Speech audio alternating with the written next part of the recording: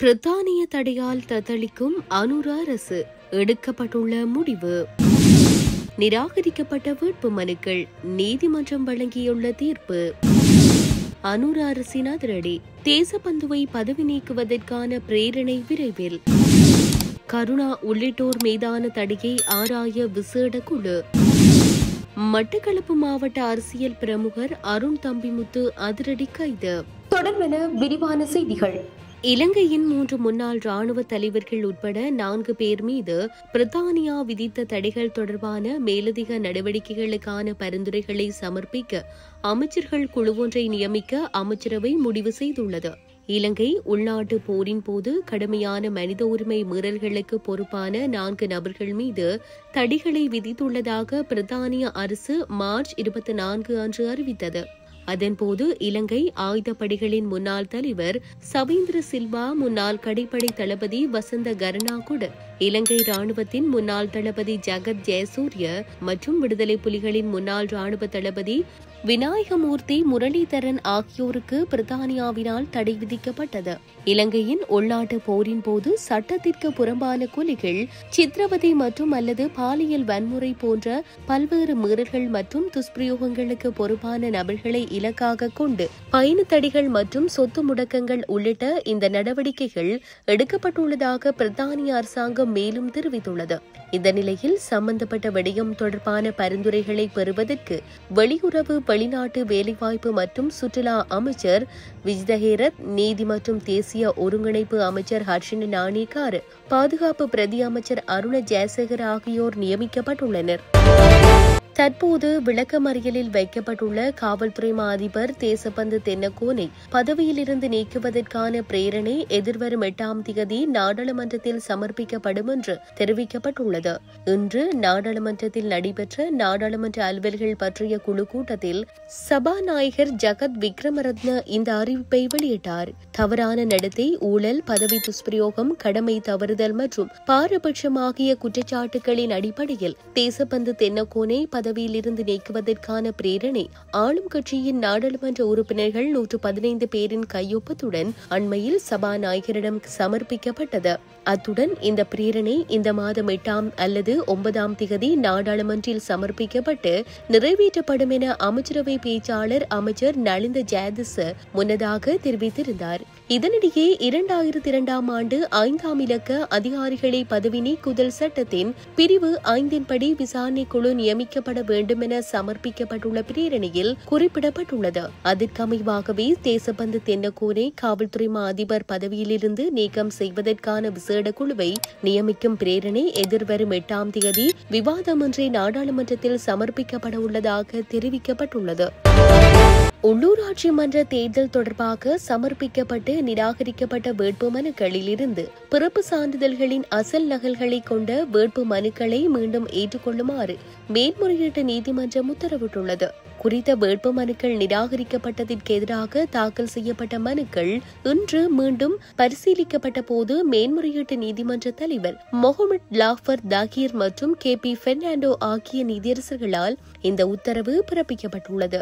பிறப்பு சான்றிதழ்களின் அசல் நகல்களுடன் வேட்பு மனுக்களை மீண்டும் ஏற்றுக்கொள்வது தொடர்பாக நீதிமன்றத்தில் இணக்கமிட்டப்பட்டதை அடுத்து இந்த உத்தரவு பிறப்பிக்கப்பட்டது. இதேவேளை உள்ளூராட்சி மன்ற தேர்தலுக்கான வேட்பு மனுக்கள் நிராகரிக்கப்பட்டமைக்கு எதிராக மேன்முறையீட்டு நீதிமன்றில் தாக்கல் செய்யப்பட்ட மனுக்களுடன் தொடர்புடைய உள்ளூராட்சி மன்றங்களின் தேர்தல் நடவடிக்கைகள் மீண்டும் நாளை வரையில் இடைநிறுத்தப்பட்டுள்ளன. கொழும்பு மாநகர சபை உள்ளிட்ட பல உள்ளூராட்சி மன்றங்களின் வேட்பு மனுக்கள் நிராகரிக்கப்பட்டிருந்த நிலையில் அதற்கு எதிராக தாக்கல் செய்யப்பட்ட மனுக்கள் இன்று மேன்முறையீட்டு நீதிமன்றில் மீண்டும் பரிசீலனைக்கு எடுத்துக் கொள்ளப்பட்டன. இதன்போது வேட்பு மனுவுடன் அத்தாட்சிப்படுத்தப்பட்ட பிறப்பு சான்றிதழ் சமர்ப்பிக்கப்படுதல் என்ற நிபந்தனை பூர்த்தி செய்யப்படாமை தொடர்பாக நிராகரிக்கப்பட்ட வேட்பு மனுக்களை ஏற்றுக்கொள்வதற்கு இணக்கம் தெரிவிக்கப்பட்டுள்ளது. எனினும் அவை அல்லாத ஏனைய விடயங்களால் நிராகரிக்கப்பட்ட வேட்பு மனுக்கள் தொடர்பான தீர்மானம் நாளை தினம் எடுக்கப்படும் என்று தெரிவிக்கப்பட்டுள்ளது. அதுவரையில் அதனுடன் தொடர்புடைய உள்ளூராட்சி மன்றங்களின் தேர்தல் நடவடிக்கைகளுக்கு விதிக்கப்பட்ட இடைக்கால தடை உத்தரவை நீடிக்கவும் தீர்மானிக்கப்பட்டது. மட்டக்களப்பு மாவட்ட அரசியல் பிரமுகர் அருண் தம்பிமுத்து இன்று மதியம் கைது செய்யப்பட்டுள்ளார். நிதி மோசடி பிரிவினால் பாசிக்குடா பகுதியில் வைத்து அவர் இன்றைய தினம் கைது செய்யப்பட்டார். வெளிநாட்டு முதலீட்டாளர் ஒருவரிடம் இருந்து 4 கோடி ரூபாவிற்கும் அதிகமான பணத்தினை மோசடி செய்த குற்றத்திற்காக அவர் கைது செய்யப்பட்டுள்ளதாக தெரிவிக்கப்படுகின்றது. இதனையடுத்து மோசடி கிழக்கான வெளிநாட்டவரின் முறைப்பாட்டிற்கமைய அருண் தம்பிமுத்து கைது செய்யப்பட்டுள்ளதாக தெரிவிக்கப்படுகின்றது. குடிவரவு குடியகழ்வு திணைக்களத்தின் பிராந்திய அலுவலகத்தை யாழ்ப்பாண மாவட்டத்தில் நிறுவுவதற்கு அமைச்சரவை அனுமதி அளித்துள்ளது. நேற்றைய தினம் நடைபெற்ற அமைச்சரவையில் பொதுமக்கள் பாதுகாப்பு மற்றும் நாடாளுமன்ற விவகாரங்கள் அமைச்சர் சமர்ப்பித்த யோசனைக்கே அமைச்சரவை இவ்வாறு அங்கீகாரம் வழங்கியுள்ளது. அதாவது இலங்கையில் அதிகளவான மாவட்டங்களை கொண்டுள்ள வடமாகாணத்தில் தற்போது வவுனியா மாவட்டத்தில் குடிவரவு குடியகழ்வு திணைக்களத்தின் பிராந்திய அலுவலகம் ஸ்தாபிக்கப்பட்டுள்ளது. யாழ்ப்பாணம், கிளிநொச்சி மற்றும் முல்லைத்தீவு மாவட்டங்களில் வாழ்கின்ற மக்கள் குடிவரவு மற்றும் குடியகழ்வு விடயம்சார் சேவைகளை பெற்றுக் கொள்வதற்கு வவுனியா பிராந்திய அலுவலகத்திற்கு பயணம் செய்வதற்கு அதிக நேரத்தை செலவிட வேண்டியுள்ளது. வடமாகாண மக்கள் அதிகளவில் கடவுச்சீட்டு விண்ணப்பங்களை சமர்ப்பித்துள்ளமையால் அவர்களுக்கான துரித சேவைகளை வழங்குவதற்காக குடிவரவு மற்றும் குடியகழ்வு திணைக்களத்தின் பிராந்திய அலுவலகத்தை யாழ்ப்பாண மாவட்டத்தில் ஆரம்பிப்பது பொருத்தமானதென 2025 1/31 அன்று ஜனாதிபதி தலைமையில் இடம்பெற்ற யாழ்ப்பாண மாவட்ட ஒருங்கிணைப்பு குழு கூட்டத்தில் முன்மொழியப்பட்டுள்ளது. அதற்கமைய குடிவரவு மற்றும் குடியகழ்வு திணைக்களத்தின் முன்மொழியப்பட்டுள்ள யாழ்ப்பாண பிராந்திய அலுவலகத்தை யாழ்ப்பாண மாவட்ட செயலக வளாகத்தில் இம்மாதத்திலேயே நிறுவுவதற்கு பொதுமக்கள் பாதுகாப்பு மற்றும் நாடாளுமன்ற விவகாரங்கள் அமைச்சர் சமர்ப்பித்த யோசனைக்கு அமைச்சரவை அங்கீகாரம் வழங்கியுள்ளமை குறிப்பிடத்தக்கது. நாட்டின் பல பகுதிகளில் லிட்ரோ எரிவாயு சிலிண்டர்களுக்கு தட்டுப்பாடு ஏற்பட்டுள்ளதாக அதிர்ச்சி தகவல் வெளியாகியுள்ளன. லிட்ரோ விற்பனையாளர்கள் பல வாரங்களாக பல பகுதிகளில் புதிய எரிவாயு சிலிண்டர்களை வழங்குவதை நிறுத்தி வைத்துள்ளதாக கூறப்படுகிறது.